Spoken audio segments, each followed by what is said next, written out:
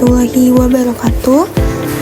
Halo semuanya, perkenalkan nama saya Bella Karunia Renata dengan NPM 25312014 dari kelas IF25B.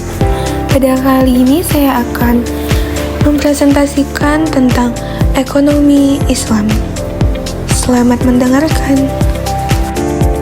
Ekonomi Islam adalah suatu cabang ilmu pengetahuan yang berupaya untuk memandang, menganalisis, dan akhirnya menyelesaikan permasalahan ekonomi dengan cara-cara Islami.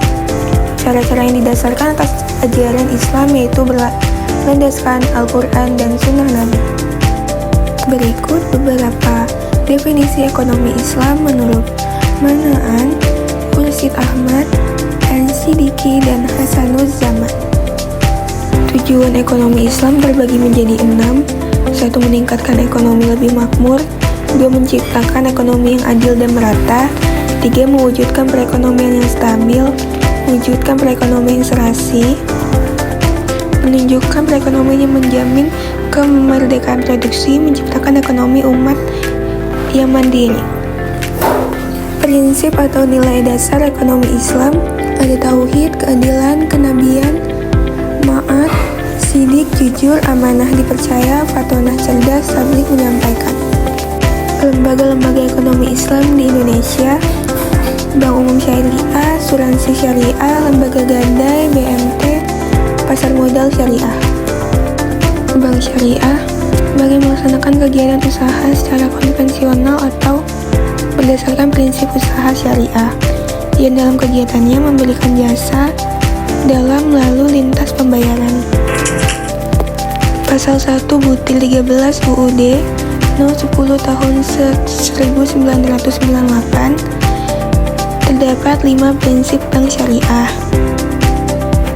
Lalu, peran bank syariah turut berperan dalam menunjang pembangunan ekonomi bangsa Indonesia, terutama melalui upaya peningkatan peranan pengusaha muslim dalam perekonomian nasional dan bertindak sebagai katalisator sebagai pengembaga lembaga-lembaga keuangan syariah di Indonesia.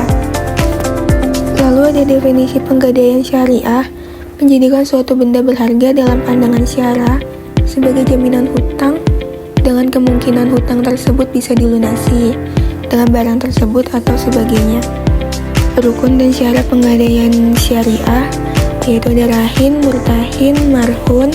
Syaratnya mempunyai nilai menurut syariat, harus ada pada waktu akad, harus bisa diserahkan seketika kepada murtahin atau wakilnya. Lalu ada pengertian Baitul Mal wa Tawil menurut Hasan dan Hasan Ali dan menurut Heri Sudarsono. Fungsi BMT atau Baitul Maal menerima titipan zakat, infak, dan sedekah serta mengoptimalkan distribusinya sesuai dengan peraturan dan amanahnya. Baitul Tamwil melakukan kegiatan pengembangan usaha-usaha produktif dan investasi dalam peningkatan kualitas ekonomi pengusaha mikro dan kecil, terutama dengan mendorong kegiatan menabung dan menunjang pembiayaan kegiatan ekonominya. Asal hukum BMT, dalil Al-Quran Surat At-Taubah ayat 60 dan 103. Lalu dalil Al-Quran Surat Al-Baqarah ayat 275 sampai 280.